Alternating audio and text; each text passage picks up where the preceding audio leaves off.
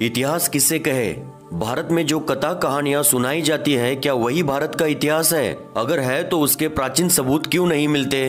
भारतीय इतिहासकार निष्पक्ष नहीं है क्योंकि ज्यादातर इतिहासकारों पर उनके बचपन में दादी द्वारा सुनाई गई काल्पनिक और फर्जी कहानियों का ही प्यार सवार होता है। क्योंकि जब वह बच्चे बड़े होने लगते हैं तो उनकी धार्मिक गतिविधियां दादी द्वारा सुनाई गई कहानियों से जुड़ती है। ऐसे में यही कहानियां उनकी आस्था कब बन जाती है, शायद उन्हें भी पता नहीं चलता। इसीलिए इतिहास का संशोधन करके तथ्य सामने भी आए तो केवल अपनी आस्था के कारण फर्जी कहानियों का मिथ्यावादी मान्यतावादी इतिहास हम पर थोपते हैं। क्योंकि इतिहास लिखने वाले पैनल में कभी भी कोई बहुजन समाज का प्रतिनिधि नहीं होता जो इसका विरोध कर सके। आज के इस विशेष वीडियो में हम जानेंगे कि बुद्ध का इतिहास सत्य की कसौटी में हमेशा अव्वल क्यों साबित होता है। बुद्ध के जीवनी संबंधित ऐतिहासिक प्रमाण और तथ्य जैसे कि उनका पैतृक गांव ननिहाल की मौजूदगी से संबंधित संपूर्ण विश्लेषण जानने के लिए आप वीडियो में अंत तक बने रहे।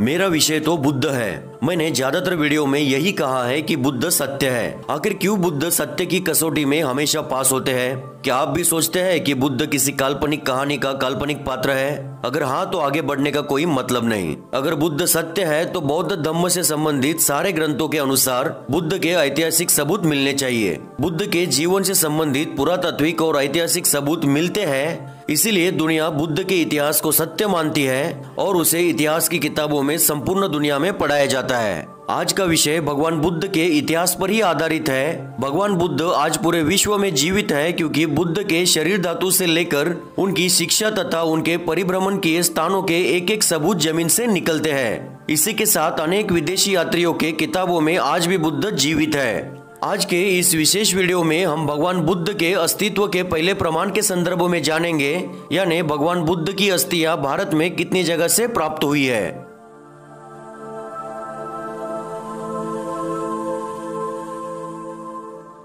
बौद्ध साहित्य के अनुसार भगवान बुद्ध के महापरिनिर्वाण के बाद उनके अस्थियों के प्रति अपने अधिकार के लिए 7 राज्यों में विवाद हुआ था। यह विवाद मगध नरेश अजातशत्रु, अल्लकप्प के मल्ल, रामग्राम के कोलीय, पावा के मल्ल, कुशीनारा के मल्ल, कपिलवस्तु के शाक्य और वैशाली के लिच्छवी साम्राज्यों में हुआ था। जब विवाद सुलझ गया तो बुद्ध अस्थियों को 7 भागों में वितरित किया गया तथा 8वां हिस्सा वेटद्वीप के द्रोण नामक श्रमण को भी दिया गया था, जिन्होंने इस विवाद को सुलझाया था। तो इस प्रकार 7 राज्यों की जनता ने भगवान बुद्ध की अस्थियों को स्थापित करके कुशीनगर, पावागढ़, वैशाली, कपिलवस्तु, रामग्राम, अल्लकप्प, राजगृह और बेटद्वीप जैसे 8 प्राचीन नगरों में भारतीय परंपरा के अनुसार बुद्ध अस्थियों पर स्तूप बनाए। भगवान बुद्ध के महापरिनिर्वाण के 213 वर्षों बाद सम्राट अशोक ने बौद्ध धम्म के प्रचार हेतु तथागत बुद्ध द्वारा दिए गए 84,000 देशनाओं को प्रज्वलित करने हेतु रामग्राम स्तूप के अलावा अन्य 7 स्तूपों से बुद्ध अस्थि धातुओं को निकालकर उन्हें 84,000 भागों में विभाजित किया और प्राचीन भारत की चारों दिशाओं में धम्म प्रचार की सिंह गर्जना की। और इसी के प्रतीक के स्वरूप में चतुर्मुखी सिंह स्तंभ का निर्माण सम्राट अशोक द्वारा किया गया था, जिनकी खोज भारत में आज भी कई स्थानों से हुई है। 12वीं सदी में भारत से जब बौद्ध धम्म का पतन हुआ तो बौद्ध धम्म के उन तमाम अवशेष और विरासत को नष्ट किया गया तथा रूपांतरित किया गया। लेकिन इन सब के बावजूद हम 19वीं शताब्दी में भारत आए अंग्रेजों के ऋणी हैं, क्योंकि एक ब्रिटिश अधिकारी अलेक्जेंडर कैनिंघम ने भारतीय पुरातत्व सर्वेक्षण की स्थापना की और प्राचीन बौद्ध स्थलों की खोज में उल्लेखनीय उपलब्धियां हासिल की। अनेक बौद्ध स्थल तथा भगवान बुद्ध की अस्थि धातुओं की खोज अंग्रेजों ने अपनी प्रखर विद्वत्ता और दूरदर्शिता के कारण ही की है। और भारत में खोए हुए बुद्ध को ब्रिटिशों ने भारत की जमीन से ढूंढकर भारतीय लोगों को दोबारा लौटा दिया। तो चलिए जानते हैं भगवान बुद्ध की अस्थियां भारत में कौन से स्थान से प्राप्त हुई है। बस आप वीडियो में अंत तक बने रहे।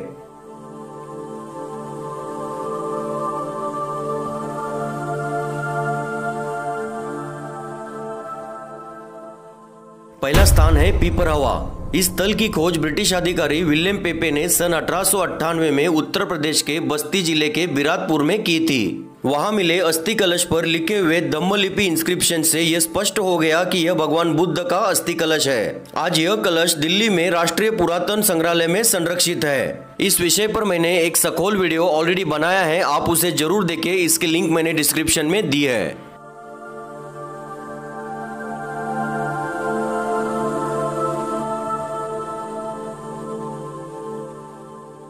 दूसरा स्थान है देवनी मोरी। यह स्थान मध्य गुजरात के अरवली जिले में शामलाजी गांव से 2 किलोमीटर की दूरी पर देवनी मोरी नामक स्थल में प्राचीन बौद्ध संघाराम के अवशेष है, जहां भगवान बुद्ध का अस्थि धातु संरक्षित कलश मिला है। इस कलश पर धम्म लिपि में क्षत्रप राजाओं द्वारा भगवान बुद्ध की अस्थि धातुओं को संरक्षित करने का वर्णन है। आज यह अस्थि कलश सयाजीराव गायकवाड़ बड़ौदा विश्वविद्यालय के पुरातत्व विभाग के संग्रहालय में संरक्षित है।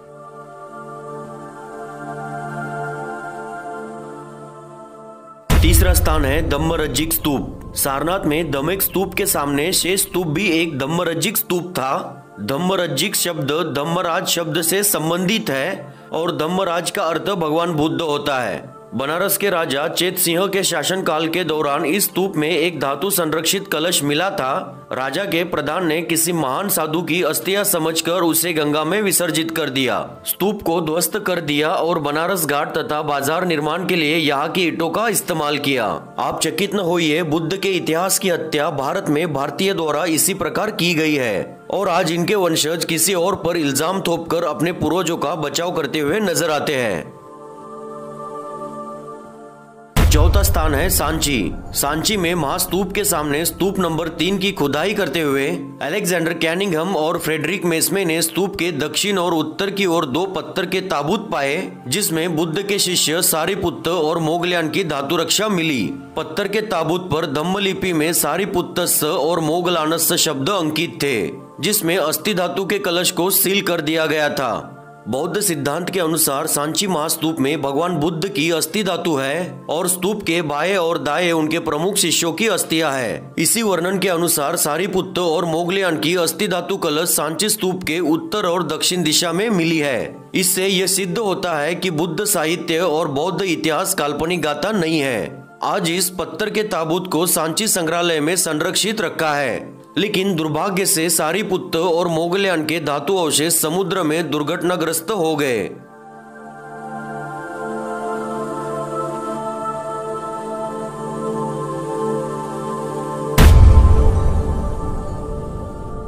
सत्ताधारा के मुख्य स्तूप के सामने स्तूप नंबर 2 में सारिपुत्त और मोगल्यान की धातु रक्षा मिली है। इन्हें सांची के चेतियागिरी विहार में स्थापित किया गया है। बौद्ध साहित्य के अनुसार यहाँ के मुख्य स्तूप में भी भगवान बुद्ध की अस्थियां थी।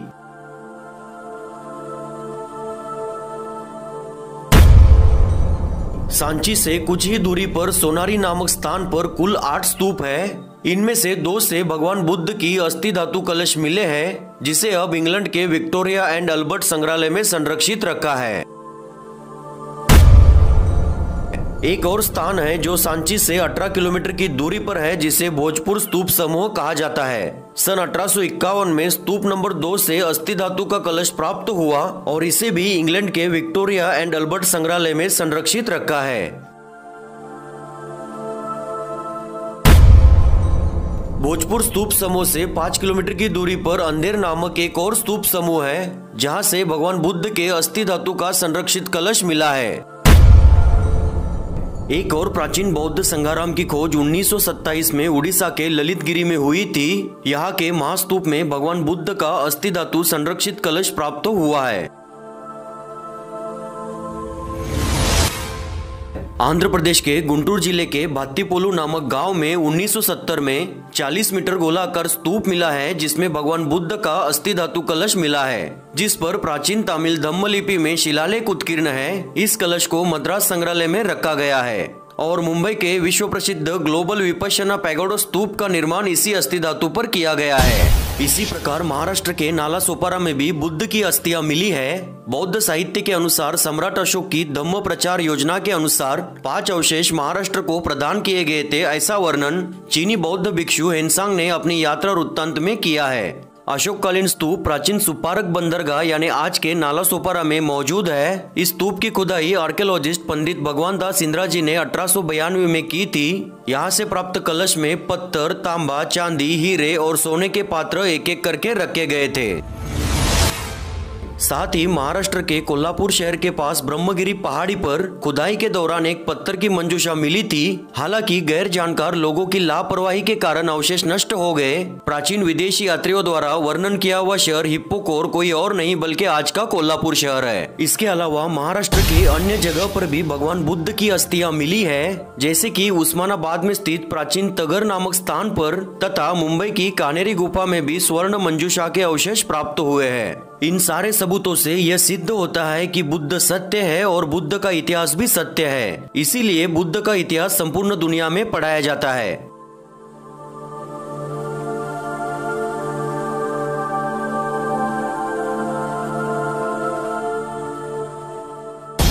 भगवान बुद्ध के अनेक प्राचीन स्तूप तथा प्राचीन विरासत से हमें इतिहास समझने में आसानी होती है, लेकिन अफसोस इस बात का है कि जब भारतीय लोगों को ये पता चला कि प्राचीन टीले समान स्तूपों से स्वर्ण कलश सहित कई सारे कीमती हीरे, मोती, माणिक जैसा खजाना अंग्रेज प्राप्त कर रहे हैं, तब लालची भारतीयों ने उसे तोड़ना शुरू किया और अपना इतिहास स्वयं अपने हाथों से बर्बाद करने की मुहिम शुरू की, क्योंकि उन्हें आशा थी कि सारे स्तूपों में धन है और इस प्रकार उस धन को पाने की लालच ने भारत में बौद्ध अवशेषों को नष्ट किया गया। खजाना ढूंढने वाली कहानियां, किताबें, फिल्में तथा गुप्त धन जैसी अनेक कल्पनाएं इसी दौर के बाद भारत में शुरू हुई। यह तो वीडियो का केवल पहला भाग था। दूसरा भाग तो और भी महत्वपूर्ण है, क्योंकि अब तक हमने केवल बुद्ध अस्थि के संदर्भ में देखा है, लेकिन अगले भाग में अन्य ऐतिहासिक सबूतों की जांच करते हैं। बस आप वीडियो में अंत तक बने रहे।